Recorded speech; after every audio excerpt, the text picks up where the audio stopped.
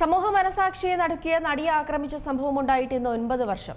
ഓടുന്ന കാറിൽ നടി ക്രൂരമായ പീഡനത്തിനിരയായ വാർത്ത ഞെട്ടലോടെയാണ് കേരളം കേട്ടത്. 2017 ഫെബ്രുവരി 17 കേരളം അക്ഷരാർത്ഥത്തിൽ ഞെട്ടിയ ദിനമായിരുന്നു അന്ന്. അതുവരെ കേട്ടുകേൾവി പോലുമില്ലാത്ത സംഭവം നടന്ന ദിവസം.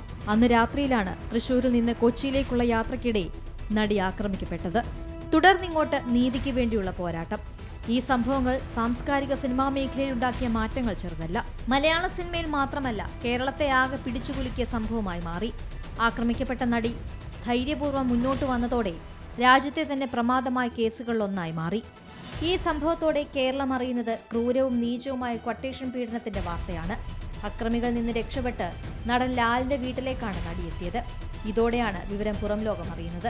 വിവരമറിഞ്ഞ് ലാലിന്റെ വീട്ടിലെത്തിയ തൃക്കാക്കര MLA PT തോമസ് ഉൾപ്പെടെയുള്ളവരുടെ ഇടപെടൽ പോലീസിന്റെ ശ്രദ്ധയിലേക്ക് സംഭവം എത്തിച്ചു. ഇതിനു പിന്നാലെ പ്രതികളെ കണ്ടെത്തണമെന്നാവശ്യപ്പെട്ട് മലയാള ചലച്ചിത്ര പ്രവർത്തകർ ഒന്നാകെ രംഗത്തു വന്നു. സിനിമാ സംഘടനയും ജനപ്രതിനിധികളും അതിജീവിതയ്ക്ക് ഐക്യദാർഢ്യം പ്രഖ്യാപിച്ച് ദർബാർ ഹാളിൽ പരിപാടി സംഘടിപ്പിച്ചു. അക്കൂട്ടത്തിൽ നടൻ ദിലീപും പങ്കെടുത്തിരുന്നു. അതിക്രമത്തിനിരയായ നടിക്ക് ഐക്യദാർഢ്യം പ്രഖ്യാപിക്കുകയും നീതിക്കായുള്ള പോരാട്ടത്തിൽ ഒപ്പം നിൽക്കുമെന്ന് പ്രഖ്യാപിക്കുകയും ചെയ്തു. പരിപാടിയിൽ നടി മഞ്ജു വാര്യർ നടത്തിയ വെളിപ്പെടുത്തലാണ് പ്രധാന വഴിത്തിരിവായത്. ഇതിനു പിന്നിൽ നടന്നിരിക്കുന്നത് ഒരു ക്രിമിനൽ ഗൂഢാലോചനയാണ്. ഗൂഢാലോചനയ്ക്ക് പിന്നിലുള്ളവരെ നിയമത്തിന് മുന്നിൽ കൊണ്ടുവരണം. ഇതായിരുന്നു നടി മഞ്ജു വാര്യരുടെ വാക്കുകൾ. അന്നു മുതൽ കേസിലെ മറുവശം തേടിയുള്ള അന്വേഷണമായി. ഫെബ്രുവരി 23 കേസിലെ 1-ാം പ്രതി പൾസർ സുനി അറസ്റ്റിലായി. ഒളിഞ്ഞും തെളിഞ്ഞും നടൻ ദിലീപാണ് ഗൂഢാലോചനയ്ക്ക് പിന്നിലെന്നും കേട്ടു തുടങ്ങി. ദിലീപിനെ 8-ാം പ്രതിയാക്കി അറസ്റ്റ് ചെയ്തതോടെ ക്വട്ടേഷൻ ബലാത്സംഗം എന്നതിലേക്ക് ഈ കേസെത്തി. 85 ദിവസം കേസിൽ നടൻ ജയിലിൽ കിടന്നു. തന്റെ ദാമ്പത്യ ജീവിതം തകർത്തതിൽ ദിലീപിനുണ്ടായ പ്രതികാരമാണ് നടി ആക്രമിക്കപ്പെടാൻ കാരണമെന്നാണ് പ്രോസിക്യൂഷൻ കേസ്. കേസിന്റെ വിചാരണയും സംഭവബഹുലമായിരുന്നു. പ്രതിഭാഗം മേൽക്കോടതികളെ സമീപിച്ചതും വാദിഭാഗം കോടതിയിൽ അവിശ്വാസം പ്രകടിപ്പിച്ചതുമടക്കം വിചാരണയെ ബാധിച്ചു.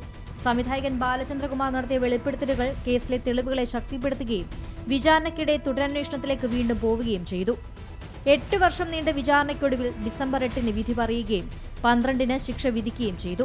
കുറ്റകൃത്യത്തിൽ നേരിട്ട് പങ്കെടുത്ത 1-ാം പ്രതി പൾസർ സുനി ഉൾപ്പെടെ 6 പേർക്ക് 20 വർഷം കഠിന തടവും ക്വട്ടേഷന് ക്വട്ടേഷൻ നൽകിയെന്നാരോപിക്കപ്പെട്ട നടൻ ദിലീപിനെ തെളിവുകളുടെ അഭാവത്തിൽ വെറുതെ വിടുകയും ചെയ്തു.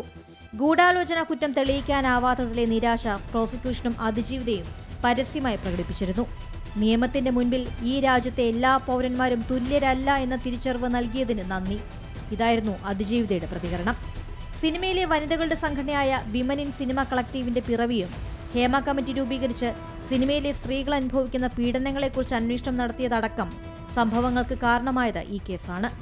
അവൾക്കൊപ്പം എന്ന മുദ്രാവാക്യവുമായി സാംസ്കാരിക കേരളം അതിജീവിതയ്ക്കൊപ്പം നിന്നു. News desk C Malayalam news. ഏറ്റവും പുതിയ വാർത്തകളും വിശേഷങ്ങളും വിരൽത്തുമ്പിലറിയാൻ സി മലയാളം ന്യൂസ് എല്ലാ ഡിജിറ്റൽ പ്ലാറ്റ്ഫോമുകളിലും ലഭ്യം.